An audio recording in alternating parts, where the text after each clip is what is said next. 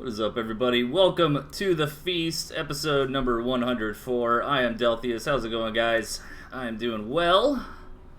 Excited to cast some more new patch replays. I might actually need to turn up a little bit here.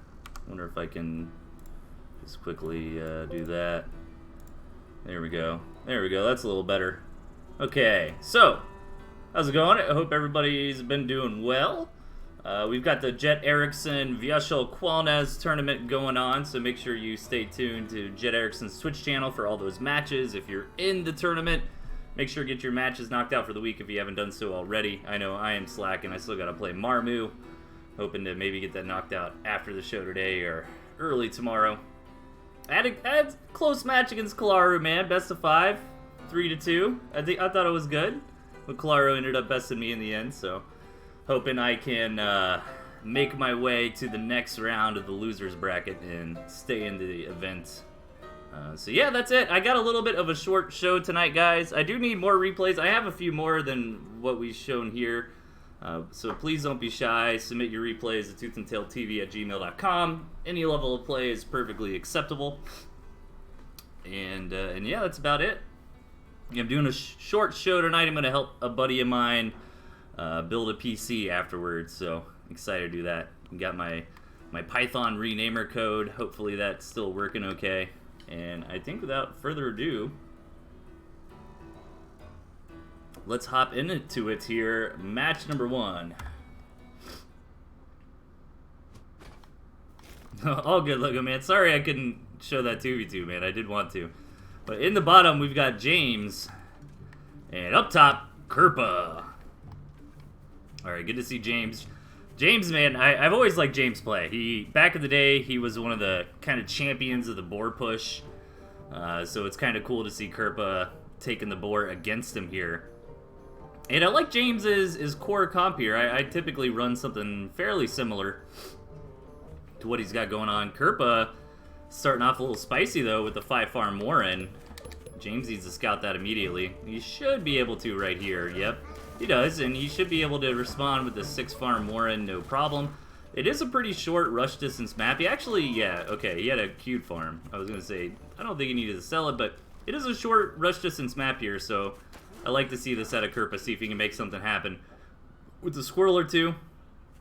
But I think James will be fine. He did block his squirrel production here with queued farms, so that could possibly be a thing, but it doesn't look like the rush is going to work out. Kerpa did scout that James responded accordingly with the Warren.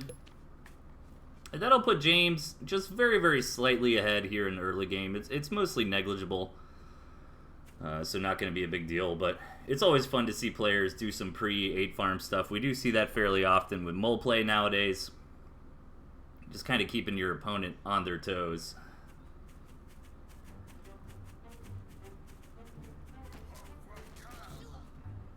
So yeah, let's see how this game gets going here. Map, actually, I kind of like this better for Kerpa. He's got this nice natural expansion here on the low ground. It is in a little bit of an awkward spot near the high ground next to James's main base. And yeah, he's going to go ahead and opt for all these other gristmills he's got in the back. That is definitely safer. What's nice about trying to take something like this earlier on is you can save these bases for later. But honestly, I kind of agree with Kerpa's decision to play a little more defensive like that. I mean, there's no reason to really put yourself out, you know, in a bad position by taking that mill, especially when he's got so many mills here in the back. And 9 times out of 10, games don't really go beyond like 2 or 3 grist mills anyways. And James got that quick chameleon coming up. Did Kerpa scout that? He did, so he knows the chameleons are on the way.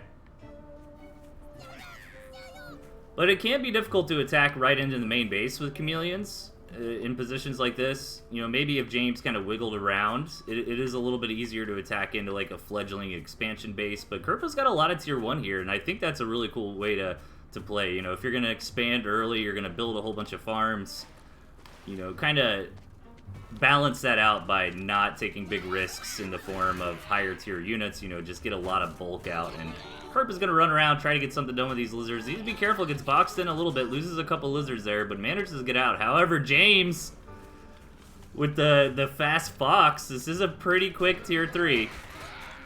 And I don't think Kerpa's scouted it yet. And so far, so good. And Kerpa even taking a little bit of extra damage from that cabin. This cabin actually racking up several kills there. That's always rough. And honestly, I think James is going to get away with this Fox. But Kerpa's kind of got a similar thing in mind. He's getting a quick boar. On paper, the Fox should do better in the direct engagement.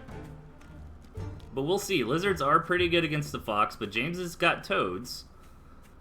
Which is pretty good for James. You know, toads aren't the most common unit. Like, they're not unheard of, right? But they're not, like, a must-include nowadays. I think the moles have kind of filled that spot. You know, obviously you don't have to have moles, but I think everybody knows squirrel moles, quite a good composition. And yeah, James is going to get this Fox out, and with the toads to kind of buffer against the lizards can do pretty good against the Fox since they're so fast. You can kind of get it into a corner, you know, get some hits on the Fox while you're kiting around. And also, James isn't, like, over-committing to Tier 1, which is what the board really hopes for. So far, I kind of like this better for James. He's got a good economy going. He's building up a solid army. He managed to get away with that quick Fox. Now, James doesn't know about... He really hasn't scouted in a little while here. He doesn't know about the boar on the way. Yeah, Kerpa even building Falcons, not the unit you really want against Fox. Really, all Kerpa's got that's good against the Fox is the lizards. But those kind of get thwarted by these toads here. Now James has the comp that he's been building up. He's got a fully saturated second base. He's going to start moving and grooving on the map. Oh, Kerpa actually just sold off a bunch of stuff too. He's got a ton of money. He's got the boar now. But what is he planning on going into? A whole bunch of Falcons? Let's see. He's going to try to just, yeah, build up some tier 2. But this is not good. Kerpa is in a rough spot, in my opinion, if James commits in. Let's see how good this boar can do. If the boar can shave off the toads and the squirrels from James, that can be rough. But James, using this Fox correctly, he wants to come in and try to get some auxiliary damage done before the main attack happens, but he's boxed in! The Fox is in a box now. The boar is roasting all the reinforcements. The lizards are chasing down this Fox. James knows it's going to go down, tries to get as much value as he can. Damn, Kerpa cleans it up. Really, really good engagement there for Kerpa, but he did take a lot of damage on that second base. That Fox got a lot of work done. And James does have a really healthy economy at the moment, but he just doesn't have a big standing army. These Falcons, unprotected, are just going to get mowed down immediately. This boar is just going to roast all these buildings with that extra building damage it does nowadays. Oh my god, is Kerpa actually going to take this? Let's see, he's pushing in. He's not going to relent now. I think it's a shame he's got so many Falcon Warrens at the moment. That's going to be really hard to finance with the economy that he's dealing with. He'd much rather have, you know, just more tier 1 at the moment. But he's going to blast in here. And all these units are going through a choke. That's exactly what the boar wants. Roasting his way on through. This balloon is getting some work done, but the balloon is not being target fired. And eventually goes down. Now a Fox is back out for James, but is it going to be enough? It goes down immediately to the boar. Oh my god, this game is amazing. Is Kerpa going to win off 2 farms? The boar is still alive, which is great. You know, a lot of times I feel like we see players really overestimate the boar blast, you know, and they're kind of happy to let that boar die, and I think that's a little bit of a mistake, man. It's much more valuable having that boar alive. And the thing about the boar, though, is it's got so much HP, it is going to take a while to regenerate. You can try to, like, double up on the healing by grabbing that little bit of water over there. But James is not down and out yet. He's got a big economy. However, he's reinvesting into a lot of tier 1, which is not going to do well against the boar.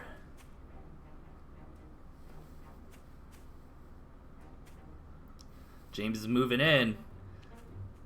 I mean, it could be one of those positions where it's just like a raw numbers kind of thing, you know? It's like, even though the tier 1 is bad against the boar, I've just got so much of it, it doesn't matter. And this boar is not at full HP, but it does have enough supporting units here that it's going to be difficult for James to just target fire down. And James is on the retreat, which is not good. This boar's got a long range with the flamethrower. He's moving forward. He wants to just kite the boar backwards, let the rest of his units tank. Kerpa moving in. And this just might be curtains for James, man. He doesn't have anything that can really stop this boar. Now, since he has so many tier 1 warrants, he is reinforcing quite quickly. But again, this boar, the super effective Pokemon type against the tier 1, and the boar finally goes down. But Kerpa was able to regenerate his economy a little bit. However, James does have a good chance for a counterattack. Kerpa's got to sell off that tier 3 Warren. Maybe sell off the Falcons too. No, he wants to commit to another boar. Is he going to have enough time? Okay, he does sell it. Yeah, I think that's the right play. You just need units right here, right now, to stop this counterattack. Let's see if James can make it happen. He's a little bit worried. But James did manage to halt that boar. I thought that boar would definitely just kind of end the game here for Kerpa.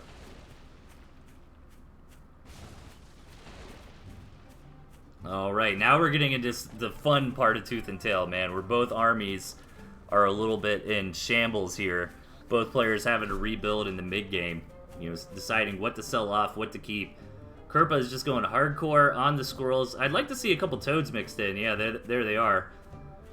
Because those toads can have a real big impact if they get the right connections down, you know, and deal so much AoE damage to all the tier 1. And James is going to go ahead and try to take a third. Kerpa's the same way, and we've kind of stabilized here. Kerpa's economy doing a little bit better for the moment.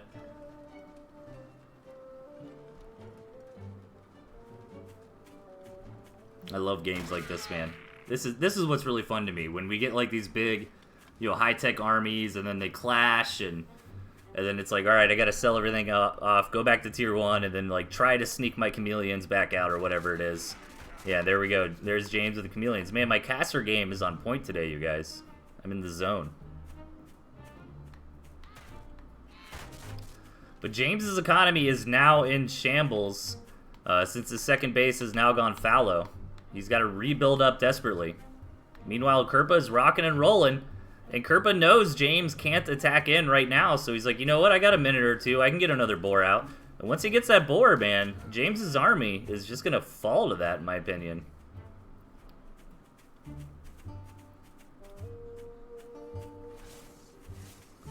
So let's see what James can do. He really needs to sneak out as many farms as possible. He knows how far behind he is in economy. He has scouted.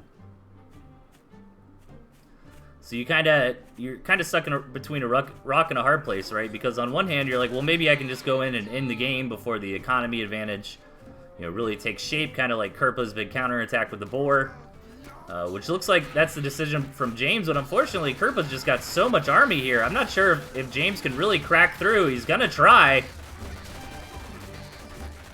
So far, it's okay. He's got a lot of work done, but ultimately, he trades armies. He's actually now starting to get a lot of damage in. Killing these farms is huge, but this ferret is slowly picking off squirrels, and now the boar is here again.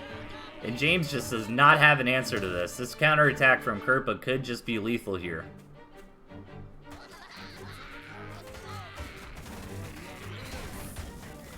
Kerpa moving in, and I think this is going to be it for James, man. Really cool game. Back and forth a little bit. To be honest, you know, with the starting army comps, I thought for sure James would take it, but Kerpa with some good engagements. I think James got a little bit too big for his britches there when he moved in with that fox. You know, losing that fox so early was super rough, and then Kerpa's counterattack with the boar when all of James's tier 1 were kind of getting in that choke point was just absolutely devastating.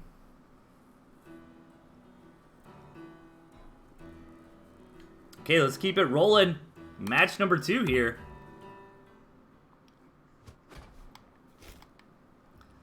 In the bottom, we've got Protocam. And his opponent to the left, Delthius? Delthius? I don't know how to say that. I'm going to say Fleur. Fleur is the name of my friend Julie's halfling rogue in my D&D campaign. So there we go. We'll call him Fleur. Okay, Fleur's base has a large lake outside of it, but I think that's going to be pretty negligible since there's kind of this wall here that really means there's only one attack path into the main. Fleur's got an okay natural, but in general, this is going to be hard. Like, I really like this map setup for Protocam. Protocam, you can't ask really for better, right? Like, he's got 3 bases just right here, like... Damn, dude, that's a hell of a spawn, you know? And then he can just come up here and start sieging in to Fleur's natural. And where's Fleur supposed to go? They can take the second there and then maybe try to come up here to grab a third and fourth if the game goes late. And Protocam might be looking for a late game here with that composition. Owl Wolf, a little bit of a mole attack here. Fleur not quite responding correctly. Gonna lose a farm. And that's always a little bit painful. Gonna follow up with some lizards, though. Try to return the favor. And this could be rough for Protogame. He does have the Warren up here on the high ground, which is a little bit of a double-edged sword, right? Like, it gives you that high ground vision, which is important. You don't want to get blindsided. But the lizards could also come in here and, like, pick that Warren off real quick if it's undefended. And Fleur's not messing around. He's rallying in right now with the lizards. However, I think Protocamp's got enough to defend this. He's kind of got an equivalent amount of squirrels, and Fleur losing the commander there, a bit unfortunate. Looks like Fleur might be a newer player.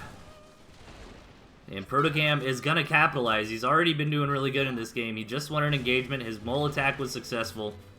Going to go ahead and grab this Gristmill, try to contain his opponent. The Gristmill going to add some tanking value. Going to give him some territory to heal his units up.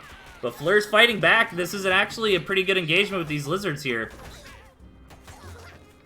That Mole Warren, it was costly for Protocam to lose that. Or lose most of it. He did sell it, I think, for 14 food.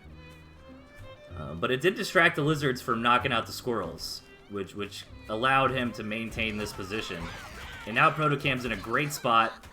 Better tier 1. He's got the mill down. He's got the territory. And from here, he can just keep reinforcing with tier 1. And just be really oppressive and try to punish his opponent into the victory.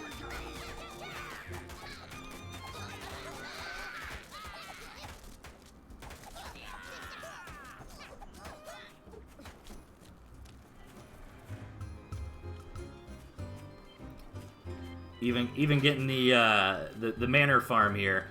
Like, I'm not worried. I'm not gonna lose this position. Let me build a couple farms. And Fleur just desperately kind of in a corner trying to get some lizards up. It'd be nice to get a skunk if possible, but I agree. I don't think Fleur's really got the time. Gonna try and bust in here with the lizards, but just doesn't have the numbers. I think pure lizard can beat squirrel mole, but you're gonna need, you know, greater than or equal to the numbers at the very least. And this just continues to go from bad to worse here for Fleur.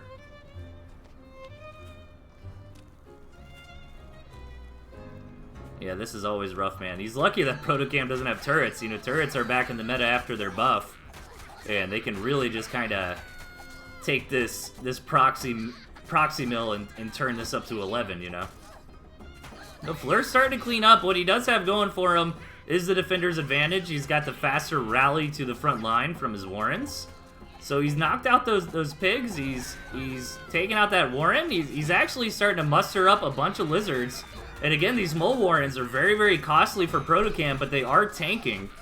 So they are doing something, and a couple of these lizards getting distracted by this mill. I think Fleur needs to back up a little bit, kind of re-rally his lizards together, get this mill knocked out, and he's probably got a fighting chance to get back into this game. The mill goes down here. Hey, Midgar, what's up, dude? Good to see you, man. Good to see everybody in chat. Hope you're enjoying your Friday night. Alright, Fleur moving in. Again, this is a better position for the squirrels, though. They got that reach, you know, and they were kind of in position in the first place.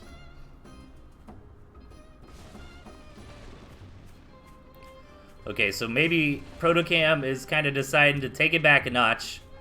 Try to get an expansion up. And again, I'm a little bit surprised, man. Last game, I thought James was going to roll over it. This game, I thought Protocam was going to roll over it. But Fleur, with some good decision-making on when to go in and when to go out with these lizards, has managed to reclaim his part of the territory.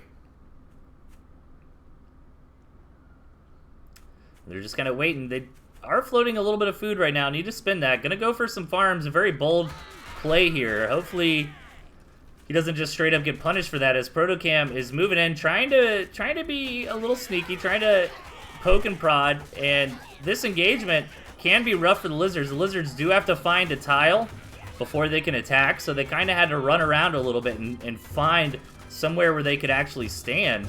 So they wasted a little bit of DPS there. Now Protocam is going to knock out this mill, and Fleur knows what's up, taps out.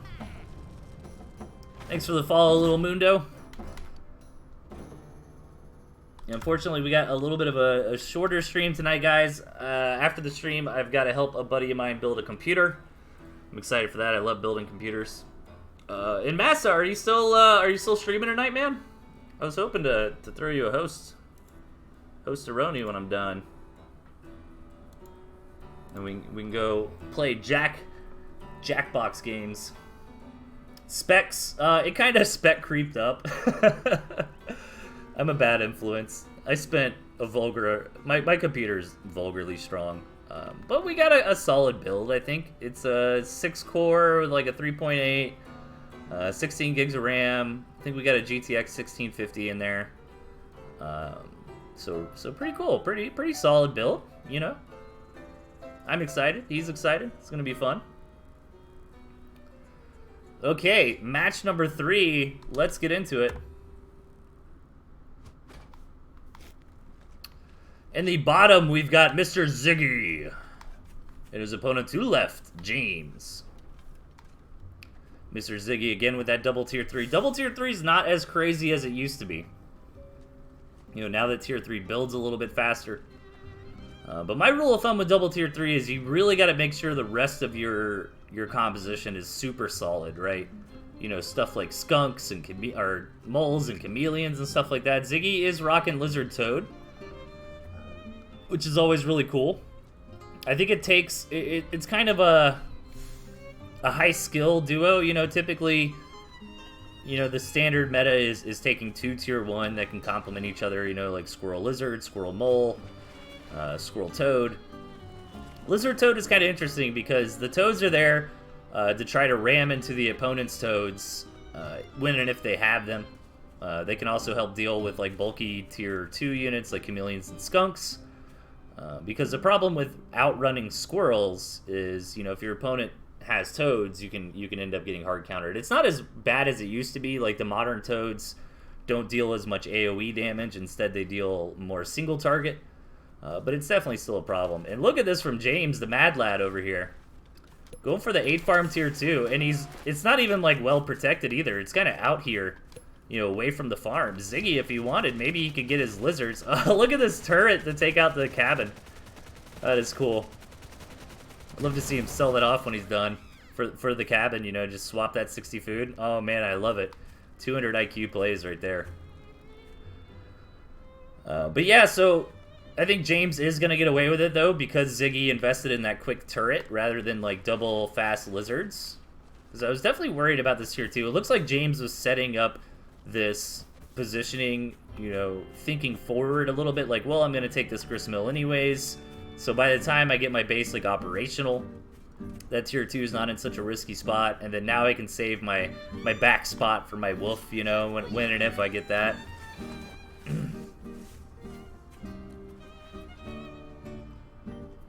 Yeah, random deck makes sense for sure. You know, it's not the worst comp in the world for a random deck, though. Do a nice job with the with the snake poke, knocking out that campfire there. Dude, Miss Glicker. I remember when Miss Glicker used to stream a lot of Tooth and Tail. He'd basically just play like random deck, and that was it. And he'd do pretty well with it for the most part.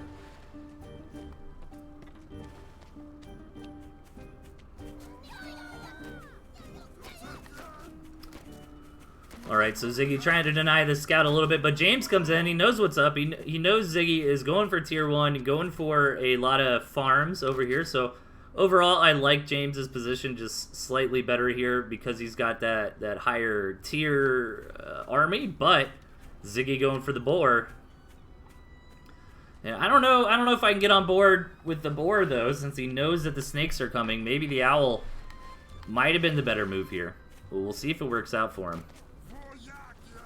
And James going for that wolf as well. Kind of makes sense for... I wouldn't call those like fast tier 3s, but I would still call them like a quick tier 3, you know? But I think this map certainly justifies it. You know, you got this big lake in the middle, and it's overall a relatively large map anyways. So you're going to have the breathing room to get that tier 3 up in a relatively quick fashion.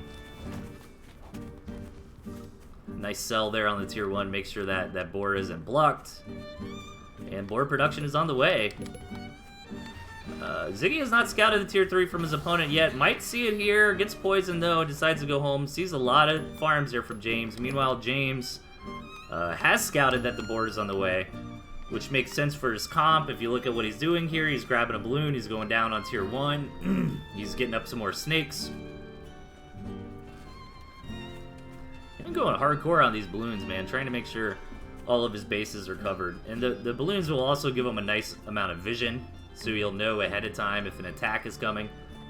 Meanwhile, I like this third base decision from Ziggy. It's a little bit hidden. Maybe James won't scout it. Kind of giving him some bad information there. And, you know, you can take this fourth eventually anyways. It's basically free with the position he's got now. So yeah, we made our way through the early game. We got a solid macro game on foot. Both players building up. Ziggy's boar is now out and about on the map, so this might trigger a move out, but Ziggy's probably not going to be happy to come in and see so many balloons. I think maybe now isn't the best time to move in. We'll see. And again, James is just continuing to try to hard counter this boar. You know, making sure the skunk is there to help deal with any tier 1. He's got all the snakes to target down that boar immediately. But I think if Ziggy can play it cool and just take this into a later game, you know, once he starts getting out 3 or 4 owls, I think James is going to be in rough shape. But no, Ziggy's going to go for it. He's going to hop right onto this balloon while the army is out of position. He wants to utilize these lizards to ideally get rid of these snakes, but most of Ziggy's army is going down. He's moving forward, though, with this boar. This boar is definitely going to die at this point. He's trying to retreat with it, but not going to happen. And James cleans this up. Now James is prone for a proper counterattack here. Going to hang back for a minute, though. And let's see what Ziggy decides to do. Probably getting rid of that boar. Yeah, it's rough because, like, boar and falcons both have a hard time against snakes. The owl can be good. It really depends on positioning and target fire, you know. Like, in theory, the owl should be pretty good against the snake, but at the same time, if James can get in there and get the target fires down on that owl, you know, 6 snakes. I don't know the math off the top of my head, but I imagine if 6 snakes all hit the owl, you know, that's probably a dead owl there, so. Hey, see you later, Lego Man. Take it easy.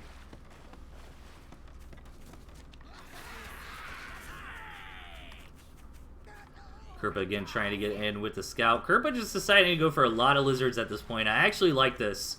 You know, lizards are pretty good against the snakes, but he's got zoomy snakes now since he's got the wolf buffing him up. So that might make it a little bit harder for the lizards to chase those down.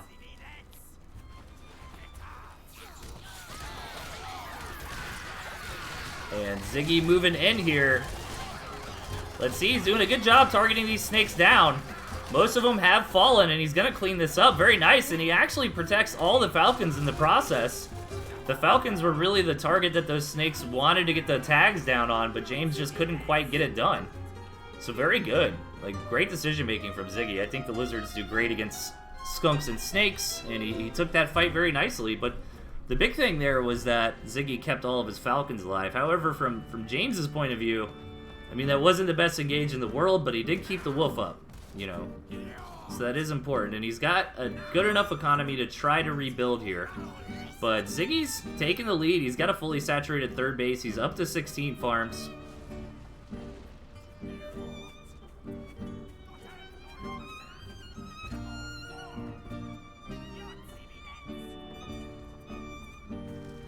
James coming in here for the scout again, but now Ziggy might have James's comp figured out. These lizards seem to be exactly what the doctor ordered. James doesn't have toads. He doesn't have chameleons.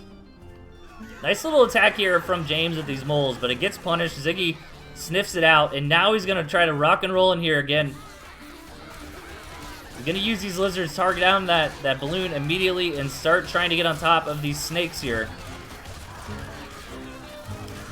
This time, James is actually going to hold a lot better.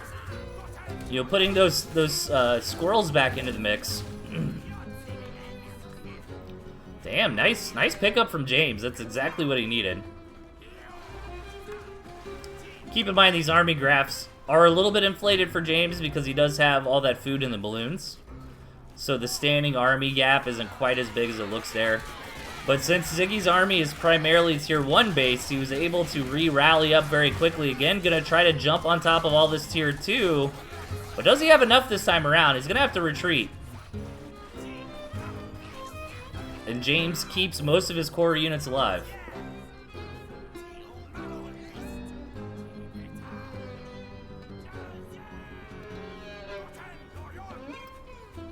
All right, this is getting a little bit advanced here, I suppose. You know, both second bases about to be farmed out. We're almost at 10 minutes in here, which is definitely the late game as far as Tooth and Tail is concerned. However, both players have managed to keep their economies healthy. You know, the third and fourth bases are up and running and strong. James needs to get going on his fourth base a little bit. There he goes. So we're not, like, back into the Stone Age. You know, we've been clashing blows a lot, but both players have the economy to continually reinforce. And James is moving in again. He's going to catch these turrets before they go up. A nice, easy 120 food before the fight starts. And Ziggy, again, is going to move in here with the lizards. And this time around, he's just got overwhelming numbers. And cleans up all of James's army. Is he going to tap? No, he's going to stay in. He's going to have to think about what he wants to sell. He's trying to desperately get over here, sell that tier 3 Warren, but this counterattack from Ziggy might be too much. He took that fight very handedly and had a ton of units left over. So James is desperately trying to muster together whatever tier 1 he possibly can. These balloons starting to put in some work on the defense. And maybe he can stop Kerpa from just straight up killing him, but he's doing fatal damage in my opinion. As long as he can get out of here with his Falcons intact. You know, big win here for Ziggy. I keep saying Kerpa. I think I messed up once, and then I read the chat dunking on me for messing up. And now it's making me mess up more. Listen. I'm not a perfect human being. I know it's a it's a big shocker to everybody. Kerpa is so good, man. Kerpa's gonna win this game. Oh god. Alright.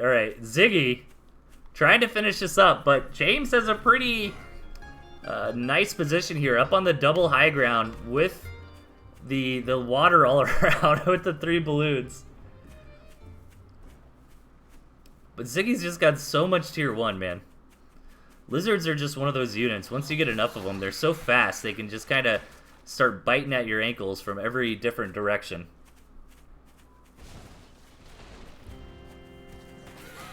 We are all Kerpa. Long live James. Dude, King James, man. He'll always be King James in my heart. Big counterattack coming in.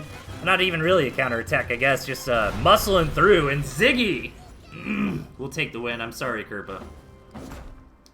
You got your win earlier.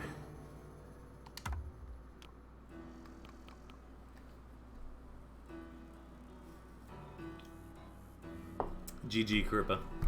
I should just rename it. All Kerpa matches. This 2v2 is going to have 4 Kerpas in it.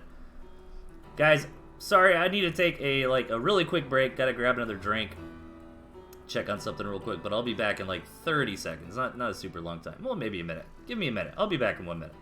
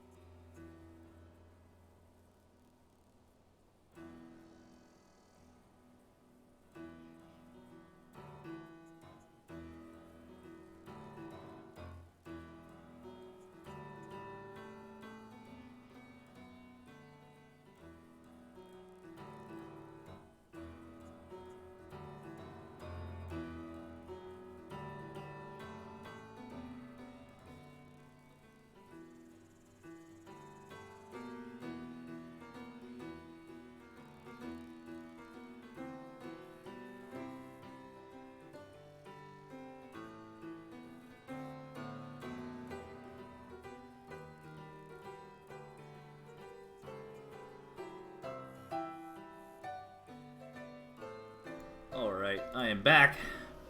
Welcome back, Delthius, thank you. Thank you, Delthius. Hashtag fake break. Alright, match number 4, let's go. We got over here on the left, we got P-Boop and Slicer. Over on the right, we've got Meek and Boomer. Ooh, okay, who's got my favorite deck? Who's got my favorite deck? I think I like Meek's deck the best, man.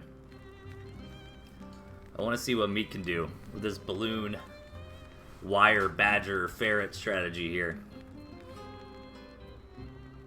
I think Boomer's deck is just like a solid standard, you know, like 1v1 premium bow, rocking a little bit of that Jet Erickson style contain build. Let's see if it'll work here.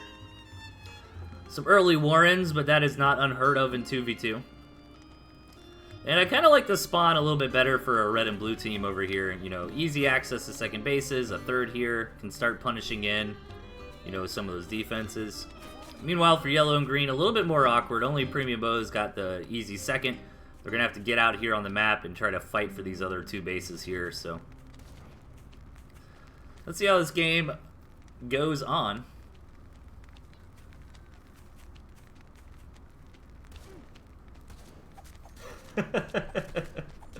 It's Kerpa and Kerpa versus Kerpa and Kerpa.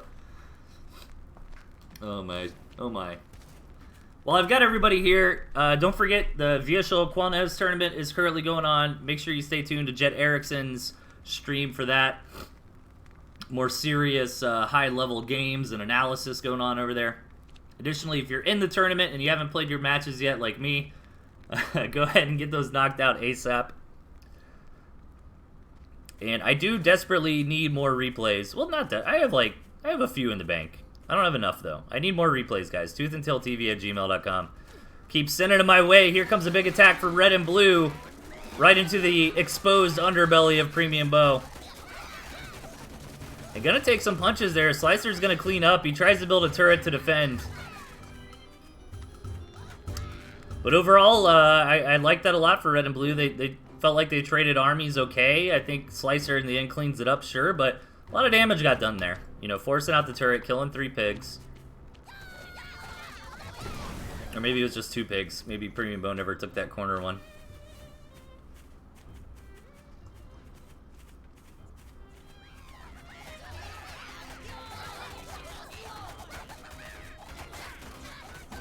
Another big attack coming in here. But it looks like, again, a decent trade. Actually, red and blue maybe taking the better of this.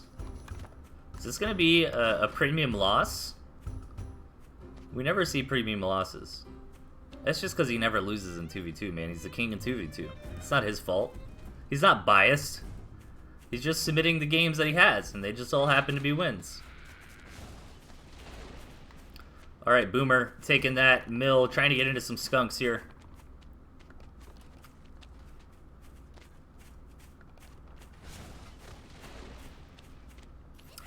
P-Boop, again, trying to get his mill. Slicer trying to set up the position here with a couple turrets. So far, we're still kind of on tier 1. Both players are, both teams rather, are muscling for position here. Another big engagement is going to be forced here in the middle of the map. But these turrets coming up just in time to help out. If Meek can get down all this barbed wire, though, that is going to be huge. Boomer needs to keep this skunk alive. It is going to go down.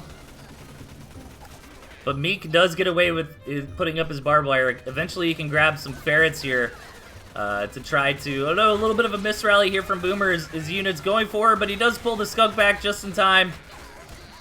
Oh, but Slicer's going to come in and finish it off. Nice job. And Slicer's getting into some second base economy here. Here comes the ferrets from Premium Bow. Man, I feel like yellow and green are backed up into a corner a little bit here. Red and blue did a good job of getting out on this map nice and early.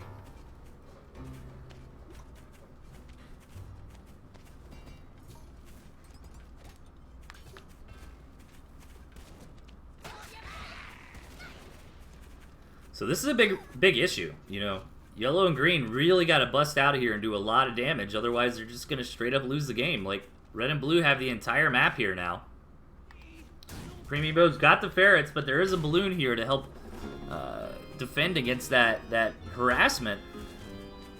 Picking off whatever he can, though. Premium Bow trying to micro this correctly. Wants to get that building balloon. Does force a cancel there. And another one. Meek doing a good job of kind of baiting that out. Yeah, let's see, man. Let's see if yellow and green can pull the metaphorical rabbit out of the hat. They really got to do something crazy here. Maybe they can try to muster up a good army and just try to walk around all this to the exposed portions of red and blue's territory. But I mean, red and blue both have nice second base economies up and running. Some tier 2 starting to get out into the field for all the players.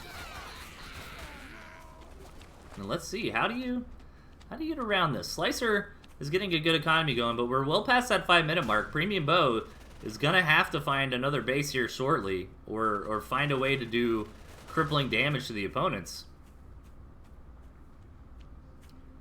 No tier 3 or anything crazy like that just yet, and yeah, they're gonna opt to just try to go around all this stuff. I do think that's the right play.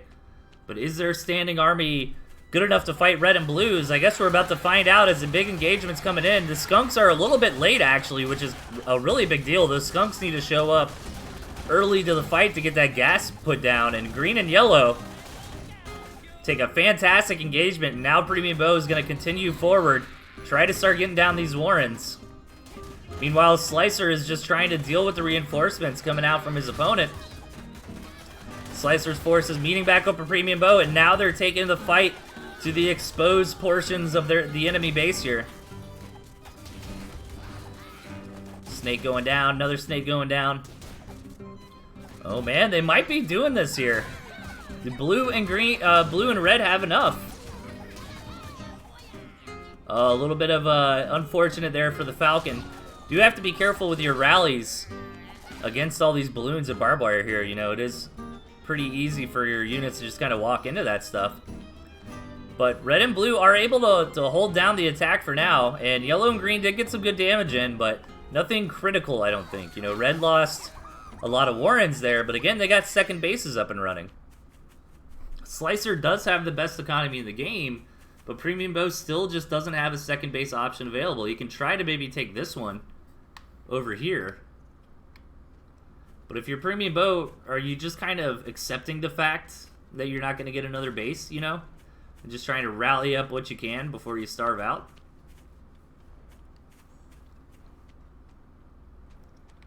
This is a little bit tense, but again, my money is still on red and blue.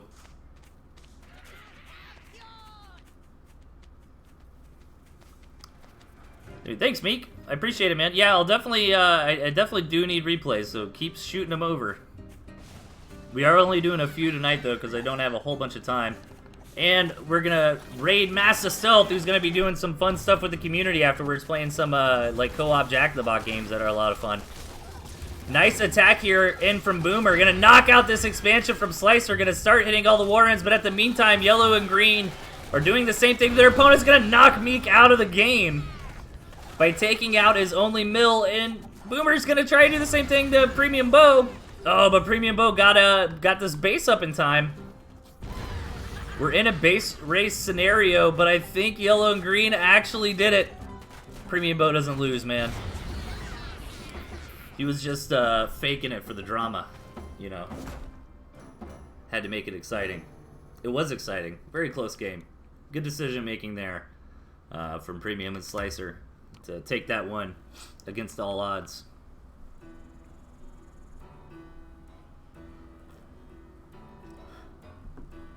Okay, guys, we got 2 more left. I'm really excited for these matches. I think all 4 of these players are really top-notch. So these are definitely some of the games to get your notepads out for. Let's hop into match number 5 here.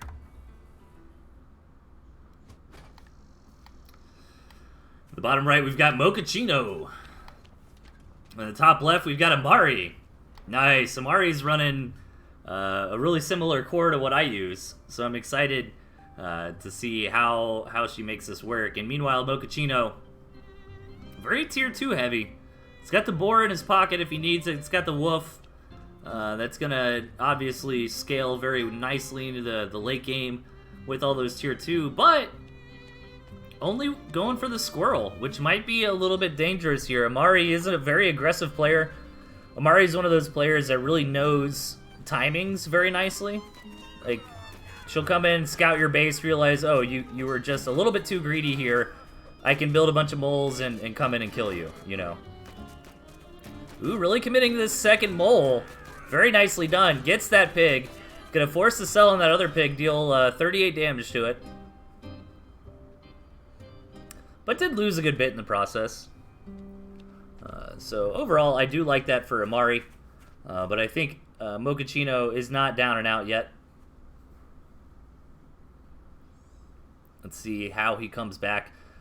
This map's a bit awkward for Amari. I think the mill positioning favors Mocha a little bit. And the rush distance is so small here. You know, we could end up with a very short and sweet, aggressive match. You know, Amari can expand. You know, you can take this base, a little bit awkward, but it puts the pressure on what's most likely your opponent's second fairly nicely. Additionally, she's got this 9 o'clock, can grab, can try to start controlling this area. So there are some second base options. Gonna get into a quick chameleon, though. And Mochaccino just going for the standard 8-farm double after that little kerfuffle of the early game. Let's see what Mochaccino wants to do next. I think Mocha's the kind of guy who likes to get into that quick second base. But he probably is on the ladder enough to know, again, Amari's just not going to sit around and let you macro up, you know.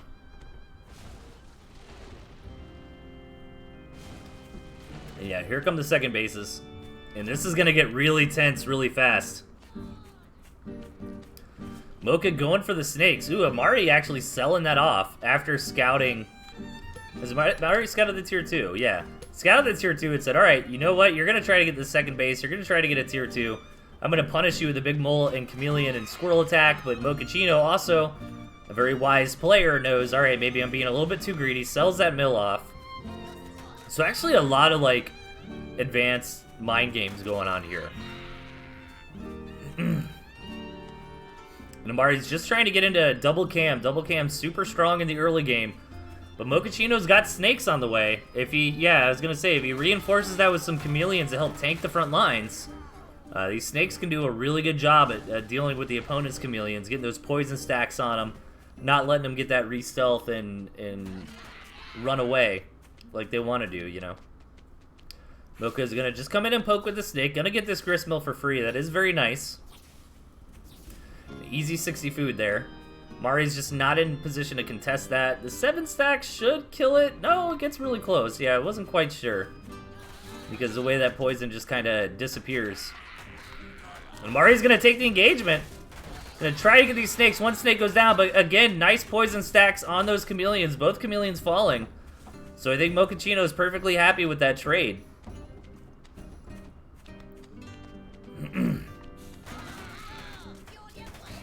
Snakes are definitely a strong unit in the meta right now. You know, do such a good job against the chameleons. Can do a great job against really all the tier 3, in my opinion. But Amari's going to defend. Loses another gristmill here, which is rough. Yeah, my money suck, Kerpa. Dude, Kerpa's probably got this, not going to lie. We're just going to see Kerpa just spawn in as a quartermaster over here, you know? With like 3 badgers.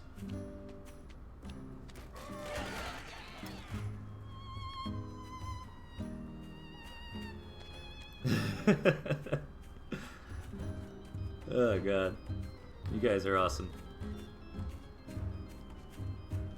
Okay, so this has been a bit rough, but I think Mochaccino's been taking the better end of most of these spots, right?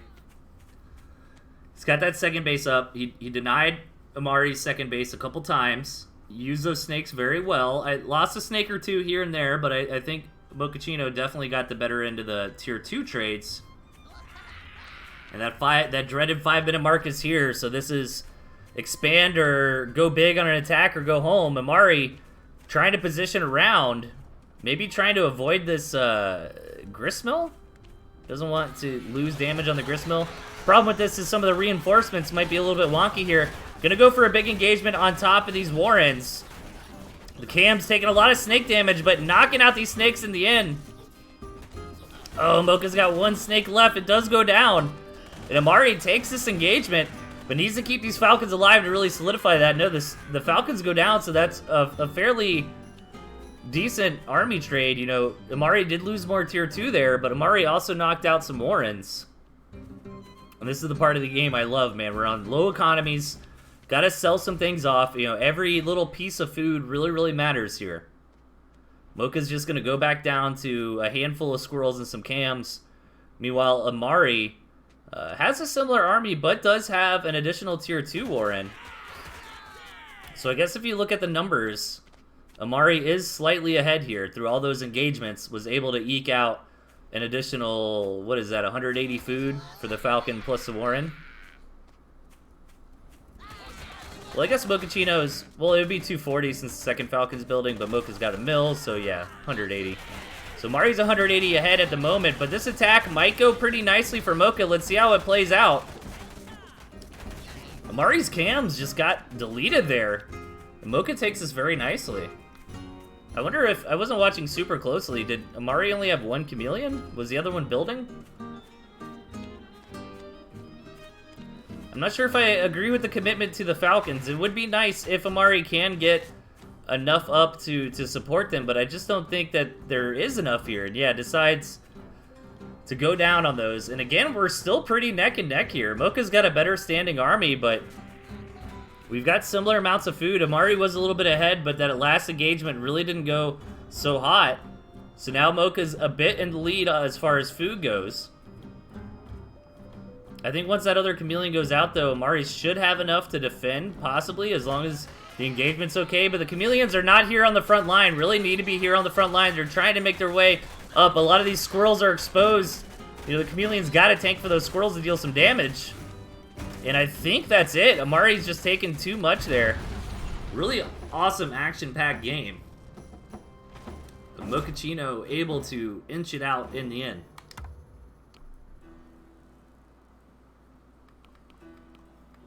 All right, everybody, we got one more match for you. Don't go anywhere, though. Afterwards, I'm going to host Master Stealth, one of the community devs here for Tooth and Tail. He's going to be playing some Jack into the Box with viewers. It's going to be a lot of fun, so stick around and do that. Again, keep submitting me your replays, guys. ToothAndTailTV at gmail.com. We got one more match in store. Kerpa versus Kerpa. Let's go. On the left, we've got this guy. And over to the right, Big Pimpin' Tosh. Oh my god, Tosh. Dude, Tosh has the craziest decks. I love it. I love Tosh's crazy decks here. What is this? What do we got going on? This guy, he's rocking that old school this guy style, man. This is the bread and butter this guy composition. And meanwhile, Tosh, man, this is like the equivalent of Jank, you know? Like, Tosh is a straight-up Jank player, which is not a bad thing. If you guys are familiar with, like, card games or Magic the Gathering or something like that, like Jank refers to, like, a crazy composition that is not using, like, the meta cards, you know what I mean? But it does something cool if you can pull it off, you know, and it can win. But one of the strengths of Jank, which I feel confident in calling Tosh a Jank player, is you never know what's coming, right? Like, if I'm playing Magic, you know, the first couple turns, I'm trying to feel out what my opponent's deck is. Oh, that's Rakdos Sacrifice. Oh, that's Bant Ramp. Oh, that's Mono Green Stompy. You know what I mean? But with Jank, you're just like, what the hell is going on? Like, this guy comes in and scouts. You know, Tosh has built a defensive turret. He's got a Warren. What the hell is going on? You know, building a defensive turret like this is often like a newbie thing. But this guy knows Tosh is no newbie. He's up to something. And most likely when you're doing something like this, he's probably trying to rush a quick tier 3. You know, so this guy wants to keep the pressure on. But at the same time, one of the best responses to a quick tier 3 is ecoing up or getting out your own tier 3 or a mix of both. But the problem for this guy is this is like the worst map gen ever. Like, this is that meme with, like, the angry guy on the phone calling up Andy Schatz. You know what I mean? Like, what is this map gen, dude? This map is horrible for this guy. You know, Kirpa's got a very distinct advantage here.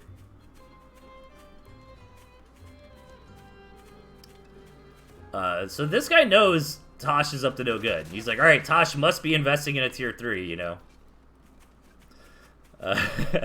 He's building all these turrets. He's turtling up on one base. He's obviously going for a tier 3. But this is hilarious because Tosh is not going for a tier 3. So he's actually got a strong army. Like, his army is just as strong as this guy's. But he's got these turrets, which are actually really damn good. So he's baiting this guy with this jank. He's got this jank play going on, you know.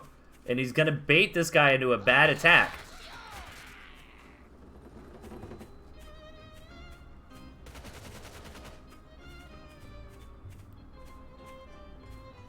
Or is he now finally going to... Yeah, he's going to throw down the tier 3 now. All right.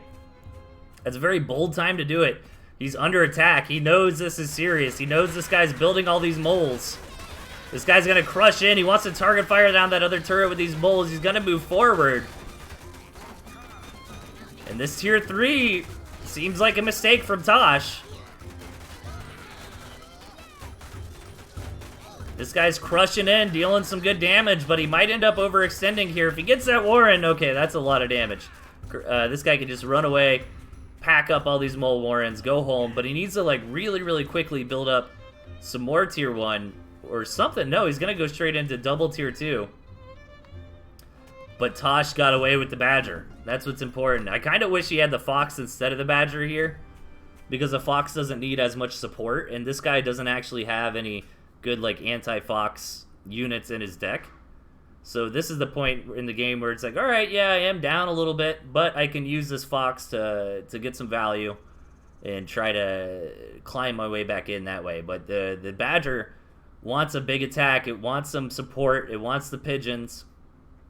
Also very microable. However, this guy building those Falcons, again, another thing that makes me wish he had a Fox instead. The Fox would do great against the Falcons, but the Falcons are, like, exactly what you want against the Badger. This guy knows it's the Badger. He's seen it. He's scouted it. He knows what's going on. And he's going to be very happy with the composition he's got here. He wants to try to move in before this Badger's out, but it's not going to happen. This Badger hits the table right here, right now.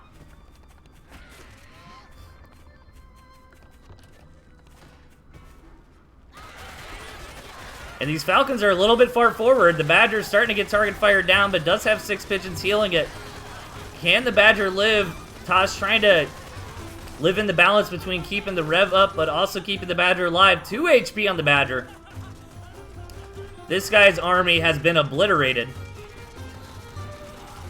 Even losing that forward Grisma, a little bit of salt in the wound. This guy desperately selling off those pigeons, trying to remake some Falcons. He knows the Falcons are the key to sniping this Badger down fast.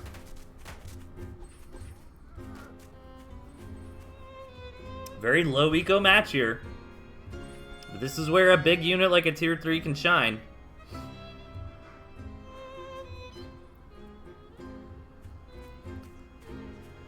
But I think this guy's army, if he can get up the 4 Falcons, I think last time maybe he made a mistake by not quite waiting for all 4. He really needs to buy time to get up those 4 Falcons. The burst potential is absolutely huge. The Badger coming in. It's got a lot of healing. 1 Warren's already going down. A lot of the supporting units for the Badger are still here. He's still got squirrels. He's still got pigeons. The Badger going down to 4 HP again. Feels bad, man. The Badger does eventually go down, but now this guy's got nothing left. He's got 2 tier 2 Warrens. That is not what you need to get units out quickly. But he does have 3 Squirrel Warrens, so he is going to be able to muster together a few of them. Immediately sold off one of those Falcon Warrens, too. Very important. 1 farm for both sides. Tosh is going to have to pack it up and go home and sell that Badger Warren off. He's now starving. There's no way he's going to get another 180 food. Maybe he could sell, like, all the other Warrens and just do Badger against the world, but I don't think that'd be as good as just selling the Badger, yeah. And he can build this farm to get out of starving. It's a little bit unfortunate. It doesn't have a whole lot of wheat left on it. But if the goal is to come in with 1 more big attack with as many squirrels as possible, that farm is a good investment because you don't have to spend the 60 bucks on a gristmill. You can just go ahead and, instead of spending 120, you can just spend the 60 on a single farm. Because the plan from Tosh is not to stabilize. You know, the plan is to rally up as many squirrels as possible. Oh, needs to be careful, though. He actually did need to queue that. Now he's going to have to sell off a Warren. But that's all right. 12 squirrels, man. 12 squirrels against 9 squirrels and 3 moles. Let's go. This guy's starving out. This is going to be the end one way or the other. And it looks like this guy is just going to barely take it. Tosh is going to go see what he lost to. Realize this guy is just as desperate as he is.